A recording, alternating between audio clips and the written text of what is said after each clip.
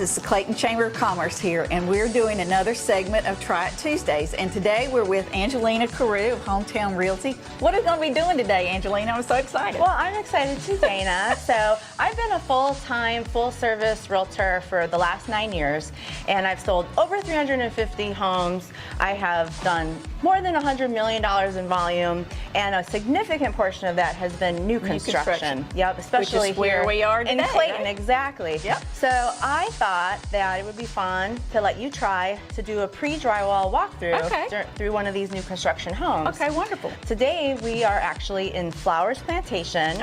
In the new waterfront district that we're excited about, in a True Homes community where they're building these brand new townhomes. So they've been gracious enough to let us come and do this here today. So I just wanted to thank True Homes and Flowers Plantation. Appreciate it. Yeah.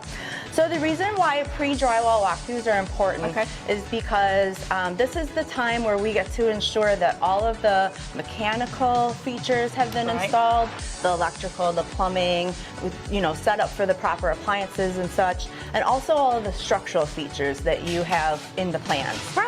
It's easier to make changes and fix mistakes now than when later on when everything's been installed and covered up in drywall and cabinets and stuff like that. We're going to go in the kitchen and see if you can figure out how the kitchen is laid out.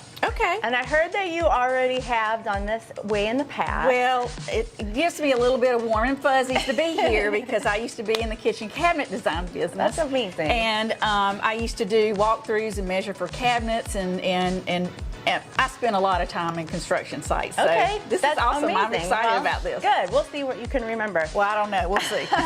Well, what do you think this room is going to be right here?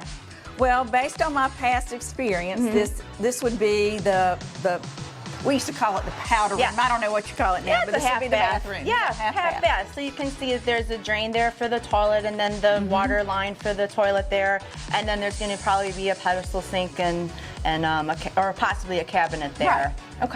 Also, every bathroom should have a fan. So here we've got a double switch here, one for the light and one for the fan. And you can see this wire that they weaved through the wall. They're not going to install a junction box for this vanity light until the sink has been installed, just in case it's not quite perfectly in the center. So once the drywall's up and the sink is in, they're going to pop a hole through that drywall and pull that wire through. All right, so we're going to go into the kitchen. Be careful. Don't step on any nails. So this is the kitchen area. So tell me what you see in here. Where will the sink and the fridge and the range be? Well, this would be, all right, this looks to me like a L-shaped kitchen with an island. Is that right? Okay, so in this particular instance, because islands can have cooktops sometimes, and sometimes they can have sinks, right? Or sometimes they have nothing. Or sometimes nothing, right? So in this instance, it looks to me like there is a sink, and then the dishwasher goes over here. Is that correct? All right, and then we have our range would go right here. Do you think it's an electric range or a gas range? Looks gas to me, maybe? I don't know. There's no gas line here. There's no gas line here? This is just a big old electric line. The big and there's a junction box for that, right? Right. Okay. And then what goes up on the top there? The hood.